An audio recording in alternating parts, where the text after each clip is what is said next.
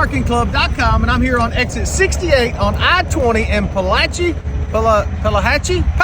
Mississippi, guys. And I'm at the Kangaroo Crossing. We got truck parking in the back here. It is an awesome place to eat, guys. Great place to get fuel. It's an Ambest location. You guys got to come eat with these folks.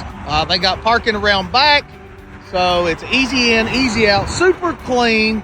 Very, very, very good food. I just had ribs, I had fried chicken, I had sweet potatoes, I had cabbage, and I even got me some chicken wings, and it was very good value. It was cheap, and it was wonderful. And he was telling me even the head coach of the football team here in Mississippi give him a shout out and said that it was his favorite place to eat out on the road.